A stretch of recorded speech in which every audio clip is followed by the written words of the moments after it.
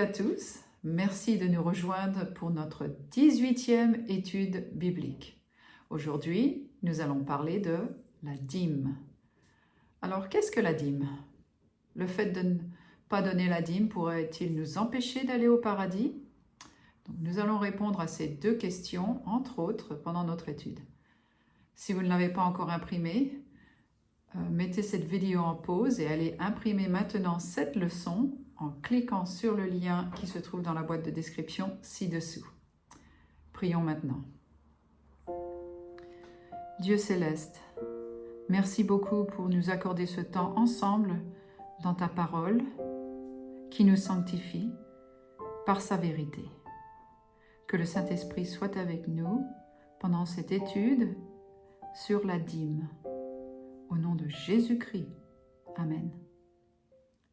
Le titre de cette leçon est « Les écluses des cieux ». L'histoire est tirée du livre de la Genèse, chapitre 27. Alors maintenant, lisons l'histoire ensemble. Jacob ne s'était jamais senti aussi indigent et seul, et tout cela à cause de son esprit tordu et avide. Jacob avait tout d'abord soudoyé Ésaü, son jumeau aîné, pour qu'il lui vende son droit d'aînesse. Puis, avec l'aide de sa mère, il avait amené par la ruse Isaac, son père aveugle, à lui donner la bénédiction paternelle qui appartenait légitimement à Ésaü. Jacob était en fuite, en partie pour échapper aux menaces meurtrières de son frère offensé. Il baissa la tête et pleura devant l'échec de ses plans sordides. Seul dans le désert, avec pour oreiller une simple pierre et un bâton pour protection, Jacob essaya de se reposer. Il se demanda s'il verrait de nouveau ses parents et si Dieu lui pardonnerait. Exténué, Jacob s'endormit. Il se retrouva aussitôt baigné dans la brillante lueur d'un rêve. Les cieux étaient ouverts et une lumière éclatante en jaillissait. Une échelle resplendissante reliait la gloire d'en haut à la terre d'en bas. D'innombrables anges chatoyants montaient et descendaient sur cette échelle. Puis Jacob entendit l'Éternel parler des cieux et lui promettre de le bénir dans son voyage. L'Éternel confirma également à Jacob la même alliance qu'il avait faite avec Abraham et Isaac. Quand il se réveilla, Jacob tomba sur ses genoux et fit le vœu d'abandonner ses manières cupides. Il promit « Je te donnerai la dîme de tout ce que tu me donneras ». Genèse chapitre 28, verset 22. Dieu accepta sa promesse et lui ouvrit grandement les écluses des cieux. Lorsqu'il retourna chez lui 20 ans après, il était devenu un homme prospère et généreux. Donc voilà, nous allons donc parler de la dîme et son importance. Et on voit bien ici que Dieu a béni Jacob quand il a donné sa dîme. Alors, commençons notre étude avec question numéro 1. D'où Jacob apprit-il le concept de redonner à Dieu la dîme? Alors, allons dans le livre de la Genèse, chapitre 14, versets 18 et 20. La Bible nous dit « Melchizedek était sacrificateur du Dieu très haut, et Abraham lui donna la dîme de tout. » Alors, qu'est-ce que la dîme? La dîme, c'est le 10e du revenu d'une personne, donc 10%. En fait, le mot dîme signifie simplement un 10e. Abraham, le grand-père de Jacob, donna l'exemple plusieurs années auparavant en remettant la dîme à Melchizedek, le sacrificateur de Dieu. Donc voilà la réponse. La dîme, c'est un 10e de notre revenu. Question numéro 2. Quelle portion de notre revenu appartient à Dieu? Allons dans Lévitique, chapitre 27, verset 30, pour notre réponse. Il est écrit « Toute dîme appartient à l'Éternel. C'est une chose consacrée à l'Éternel. » Donc, la note nous dit techniquement 100% de tout ce que nous possédons appartient à Dieu. Voir Psaume 24, verset 1. À l'Éternel, la terre et ce qu'elle renferme, le monde et ce qui l'habite. Mais Dieu nous demande de reconnaître que tout lui appartient en lui redonnant la dîme, c'est-à-dire les 10% de notre revenu. Alors maintenant, vous vous posez la question, qu'est-ce que Dieu fait avec cette dîme? C'est question numéro 3. Que fait Dieu avec notre dîme? Alors allons dans le livre des Nombres, chapitre 18, versets 21 et 24. Aujourd'hui, pas besoin de marque-page parce qu'on va partout, tout à travers la Bible, Ancien Testament, Nouveau Testament. Alors, il est écrit « Je donne comme possession aux fils de Lévi toute dîme en Israël pour le service qu'ils font. Je donne comme possession aux Lévites les dîmes que les enfants d'Israël présenteront à l'Éternel. » Donc la dîme va pour les Lévites. Donc ça, c'était les prêtres à l'intérieur du sanctuaire. Et la première lettre aux Corinthiens, chapitre 9, versets 13 et 14, il est écrit « Ne savez-vous pas que ceux qui remplissent les fonctions sacrées sont nourris par le temple, que ceux qui servent à l'autel ont part à l'autel ? De même aussi, le Seigneur a ordonné à ceux qui annoncent l'Évangile de vivre de l'Évangile. » Donc voilà. Alors, qu'est-ce qu'il fait, Dieu, avec cette dîme? Eh bien, il nourrit donc les prêtres à l'époque, donc ça sera maintenant les pasteurs, et ceux qui annoncent l'Évangile, donc ça c'est leur revenu à eux. Dans l'Ancien Testament, la note nous dit « Dieu ordonna que la dîme soit utilisée pour l'entretien des Lévites, qui étaient ses pasteurs. » Dieu nous dit dans la première lettre aux Corinthiens 9, 13 que de même que les anciens sacrificateurs furent payés avec la dîme du temple, de même les prédicateurs de l'Évangile devraient aujourd'hui être payés par la dîme recueillie dans l'Église. Voilà. Donc la réponse, ça paye donc les pasteurs de l'Église. Question numéro 4. Le système de la dîme fait-il partie de l'ancienne loi de Moïse qui fut abolie à la croix? Alors là, c'est non. Je peux vous dire pourquoi. De toute façon, non, c'est pas moi qui vais vous dire, c'est la Bible qui va vous le dire. Allons dans Genèse, chapitre 28, versets 20 et 22. Jacob fit un vœu en disant « Je te donnerai la dîme de tout ce que tu me donneras. » Donc non, tous deux, Abraham et Jacob, donnèrent à Dieu un dixième de leur revenu, bien avant que la loi de Moïse fût donnée, sachant que le système de dîme date d'avant le Sinaï. Nous pouvons conclure qu'il ne faisait pas partie de la loi cérémoniale qui fut abolie à la croix. La loi cérémoniale, c'est la loi sacrificielle. Donc, dans le sanctuaire, on tue un agneau, etc. La loi de la dîme est le plan de Dieu pour l'entretien du saint ministère et est encore en vigueur aujourd'hui. Donc, le système de la dîme est toujours valable, toujours en vigueur. Question numéro 5. Mais Jésus ne condamna-t-il pas le plan de la dîme? Alors là, je ne pense pas, parce que Dieu ne se contredit pas. Et donc, Dieu et Jésus sont les mêmes, ça ne se contredit pas. Matthieu, chapitre 23, verset 23 va nous le dire, la réponse. Ça commence très mal, la première phrase. « Malheur à vous, scribes et pharisiens hypocrites, parce que vous payez la dîme de la menthe, de l'ânette et du cumin, et que vous laissez ce qui est plus important dans la loi, la justice, la miséricorde et la fidélité. » C'est là qu'il fallait pratiquer, sans négliger les autres choses. Donc, non, il n'a pas condamné le plan de la dîme. Jésus vit que les chiches pharisiens comptaient chaque feuille et chaque petite graine pour la dîme au lieu de les emmener au temple par le boisseau, unité de mesure.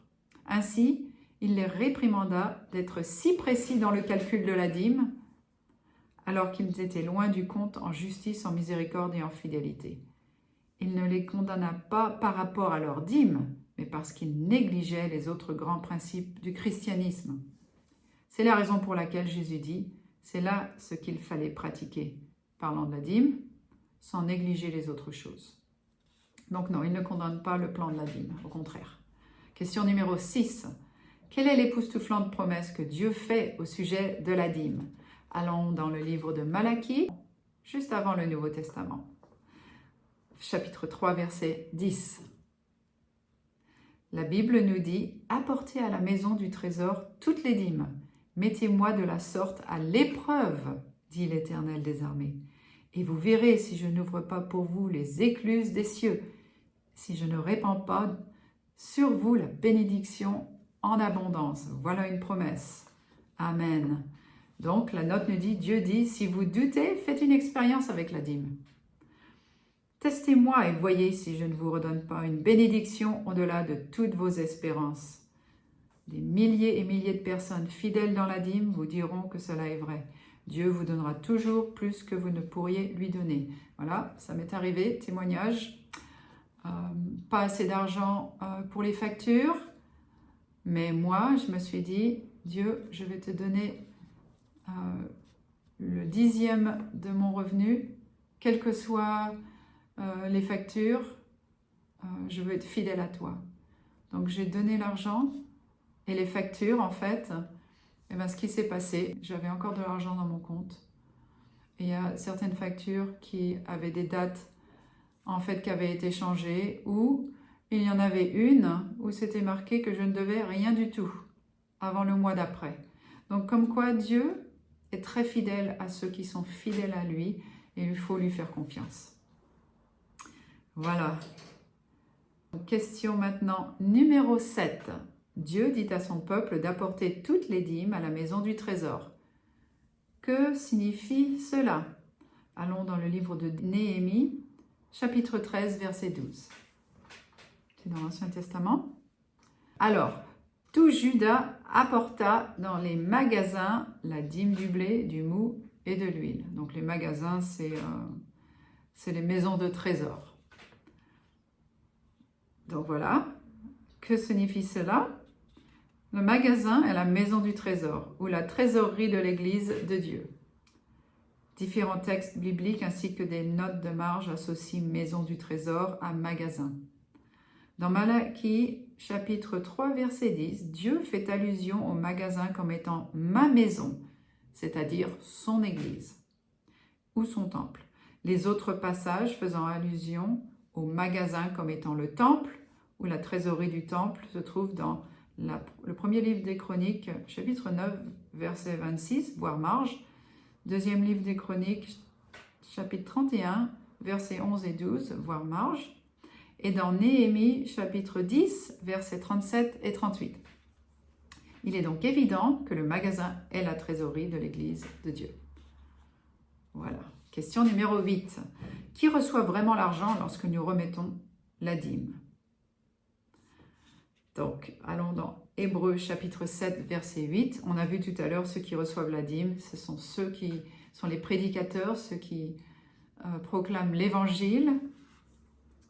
Hébreux chapitre 7, verset 8 nous dit « Et ici, ceux qui perçoivent la dîme sont des hommes mortels, mais là, c'est celui, Jésus, dont il est attesté qu'il en est vivant. » Et Colossiens chapitre 3, verset 23 nous dit « Tout ce que vous faites, faites-le de bon cœur, comme pour le Seigneur, et non pour les hommes. »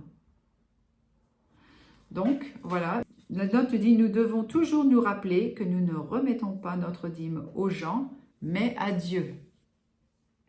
Elle lui appartient, nous ne devrions pas nous inquiéter de l'usage de la dîme si nous la donnons à Dieu. Il est suffisamment grand pour s'occuper de son propre argent et pour correctement traiter ceux qui peuvent se montrer irresponsables quant à la gestion de ses fonds.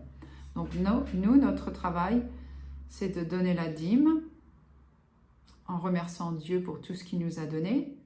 Et après, il faut faire confiance. Question gestion de cet argent. Question numéro 9. En plus de ma dîme qui appartient à Dieu, que demande-t-il d'autre de son peuple? Allons dans le psaume, le 96e et verset 8. La Bible nous dit « Apportez des offrandes et entrez dans ses parvis. » Donc la réponse c'est « offrande ». Et Malachie, chapitre 3, verset 8, est écrit Un homme trompe-t-il Dieu? Car vous me trompez et vous dites, en quoi t'avons-nous trompé? Dans les dîmes et les offrandes. Donc la dîme, les offrandes vont avec la dîme également. Le Seigneur nous demande de volontairement donner des offrandes comme une expression de notre amour pour lui et comme une action de grâce pour ses bénédictions. Donc ça, c'est en plus, si on veut remercier Dieu, une expression de notre amour, comme c'est dit. Question numéro 10. Quel montant d'offrande devrions-nous donner? Alors ça, il n'y a pas de pourcentage. La deuxième lettre aux Corinthiens, chapitre 9, verset 7, nous dit que chacun donne comme il a résolu dans son cœur, sans tristesse ni contrainte, car Dieu aime celui qui donne avec joie. Donc, la Bible ne fixe pas un montant spécifique. Selon l'impression exercée par Dieu, chacun décide du montant d'offrande volontaire qu'il veut donner. Alors, concernant la dîme, donc on a dit que c'était 10%. Moi, quand j'étais dans l'église catholique, la dîme, c'était 5%. Et en étudiant justement sur le sujet de la dîme, j'ai réalisé que l'église catholique était dans l'erreur. Elle ne suivait pas ce qui était écrit et n'obéissait pas aux demandes de Dieu de 10%. Donc ça, c'était quelque chose à laquelle je pensais que, bon, les offrandes, il n'y a pas de minimum, un montant spécifique, mais la dîme, c'est 10%. Et donc, c'est là que j'ai réalisé aussi, bon, ben voilà, dans le côté financier aussi, gestion de l'argent, c'est pas exactement la même chose que dit la Bible. Question la dîme catholique. Voilà. Donc le montant de l'offrande, ce n'est pas un montant spécifique, c'est par rapport à votre cœur. Si vous ressentez un besoin de donner plus que d'habitude, vous le faites et vous verrez, Dieu vous bénira de toute façon. Question numéro 11. Quel est le test auquel Adam et Ève échouèrent et que nous devons réussir si nous voulons hériter du royaume de Dieu? Alors retournons dans Genèse chapitre 3, verset 3 pour notre réponse. Genèse chapitre 3 verset 3 nous dit « Mais quant au fruit de l'arbre qui est au milieu du jardin, Dieu a dit « Vous n'en mangerez point et vous n'y toucherez point de peur que vous ne mouriez. » Donc voilà, le test, il lui a dit de ne pas faire ci et vous n'y toucherez pas de peur que vous mouriez. La note nous dit, Dieu dit à Adam et Ève qu'ils pouvaient manger des fruits de tous les arbres du jardin à l'exception d'un seul, celui de la connaissance du bien et du mal. Ils ne devaient ni manger de cet arbre, ni y toucher, sinon ils mourraient. Dieu ne plaça pas une clôture électrique autour de l'arbre, mais plutôt il le plaça en un milieu où ils pouvaient y avoir accès et en prendre le fruit. Et ils désobéirent parce qu'ils ne firent point confiance à Dieu. Aujourd'hui, Dieu place devant chacun de nous le même test. Il dit, vous pouvez garder tout l'argent que vous recevez, à l'exception d'un dixième.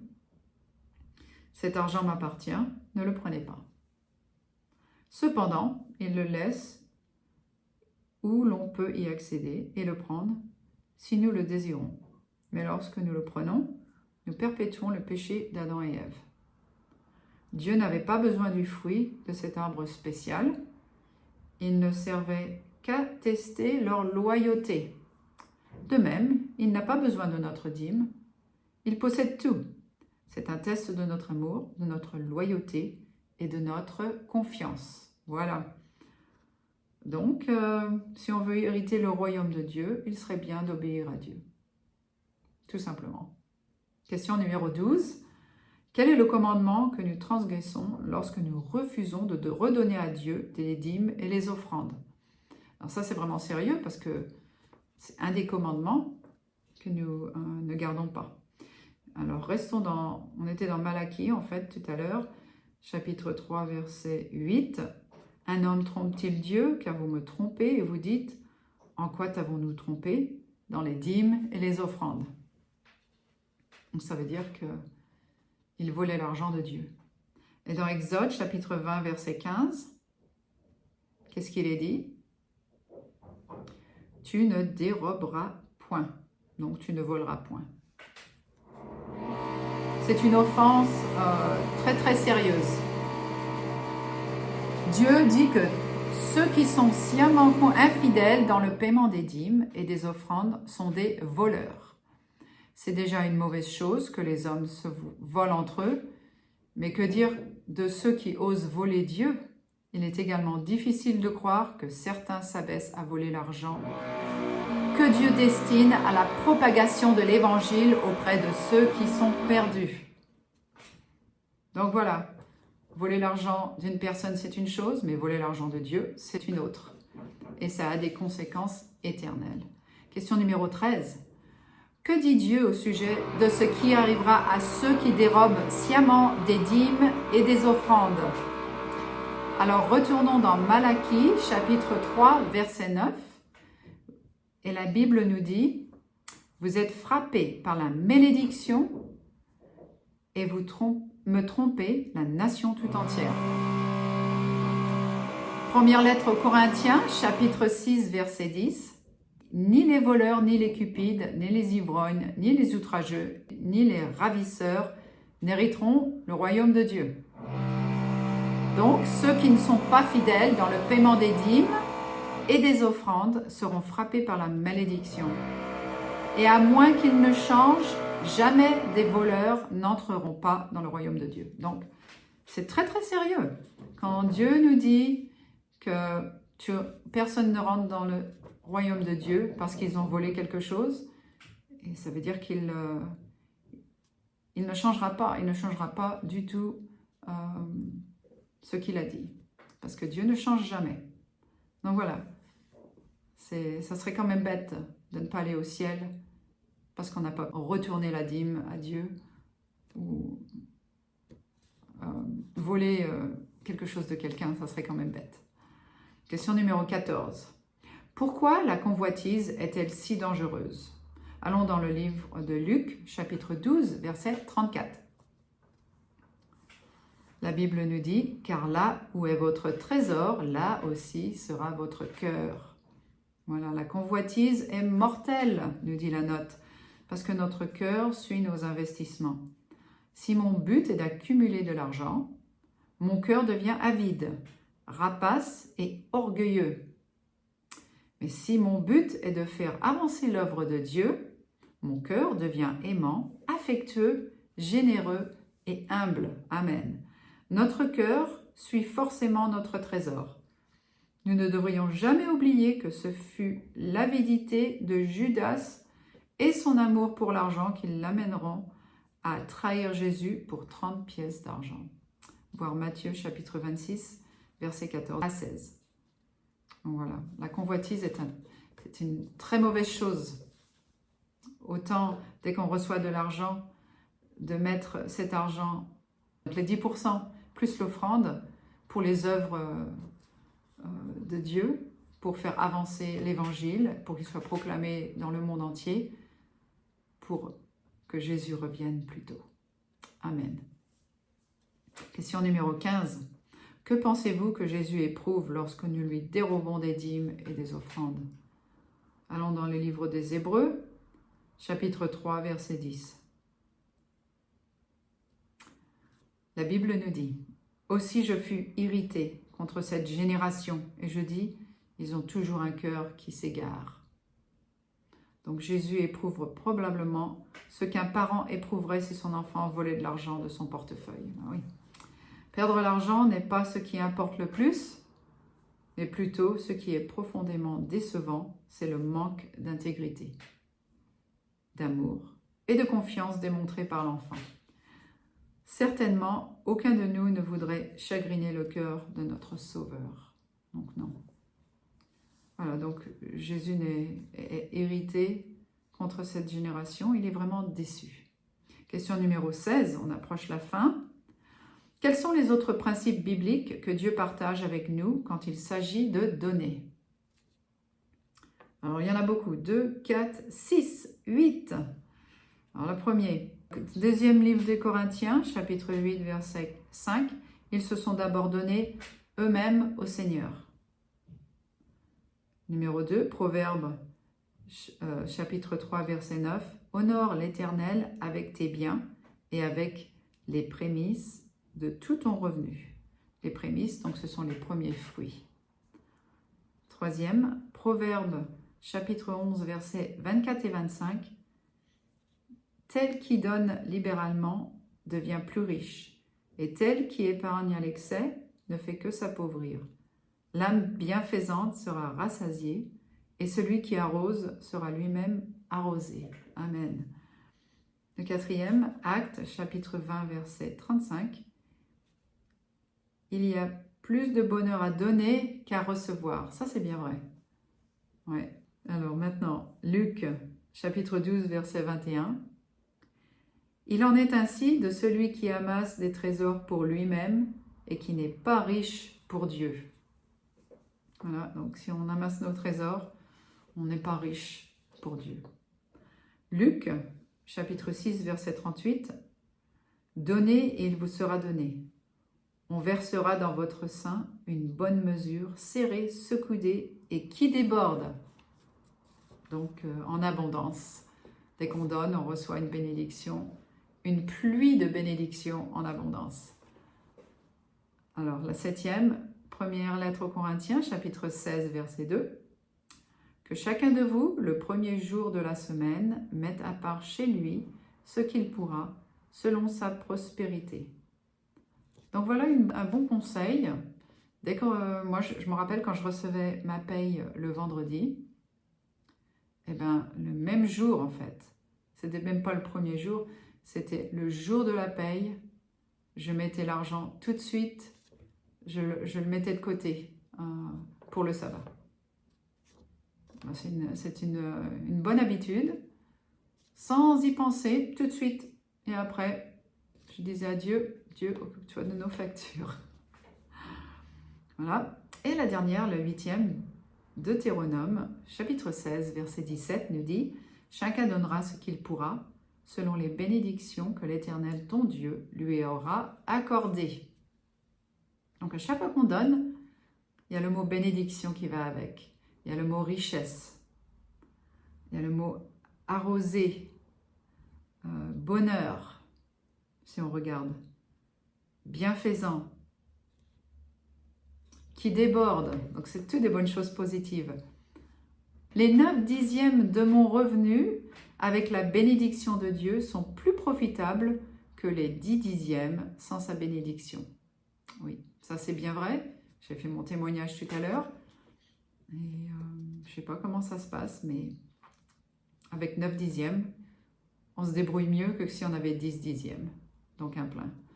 À propos, lorsque Dieu ouvre les écluses des cieux, ces bénédictions ne sont pas toujours pécuniaires.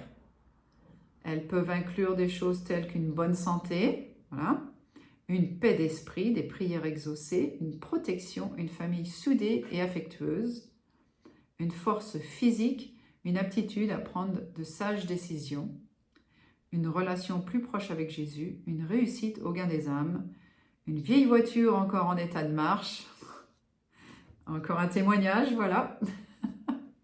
J'ai une voiture qui a fait plus de 500 000 km et qui marchait super bien. Si nous aimons vraiment Jésus, donner en sacrifice pour son œuvre ne sera jamais un fardeau, mais plutôt une bénédiction, un glorieux privilège que nous exercerons avec joie et satisfaction. Et c'est vrai, plus on donne et plus on reçoit des bénédictions, plus on est heureux et on voit que Jésus est fidèle envers nous, et plus ça nous donne envie de donner. Et aider les autres et donner un témoignage qui peut les emmener vers Jésus, justement, pour être sauvés également. Donc, comme quoi, l'importance de l'attitude aussi qu'on a envers la dîme, ce n'est pas un fardeau, comme ils disent, mais plutôt une joie de donner à Dieu. Moi, je me rappelle bien, à chaque fois que j'avais ma paye, j'étais prête.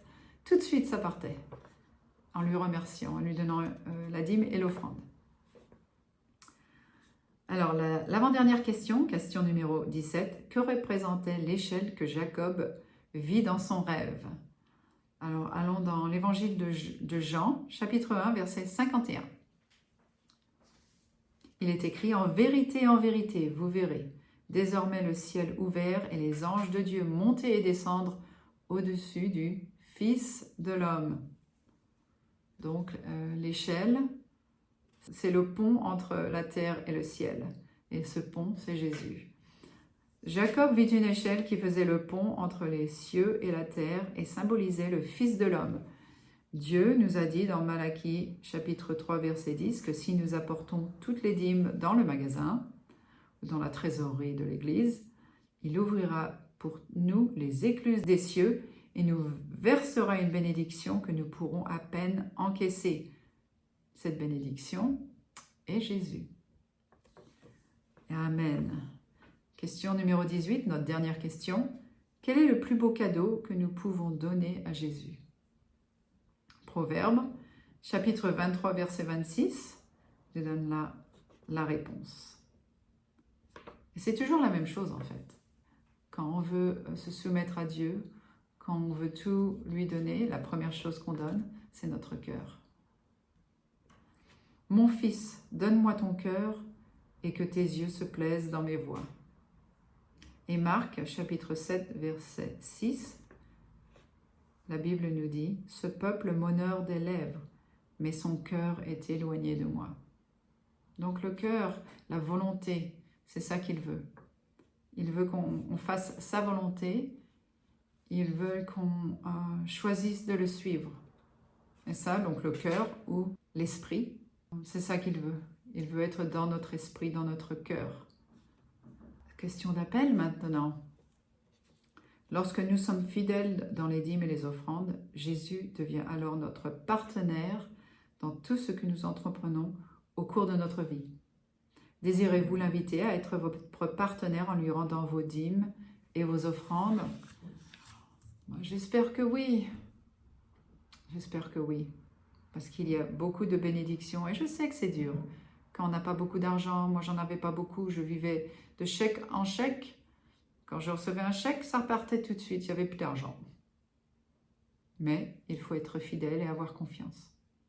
Et Dieu a promis qu'il nous ouvrirait les écluses des cieux et nous donnerait une pluie abondante de bénédictions. Donc, notre étude porte à sa fin. Nous avons appris l'importance de la dîme et que Dieu nous apporte les bénédictions des cieux lorsque nous lui rendons fidèlement et joyeusement. Donc prions ensemble.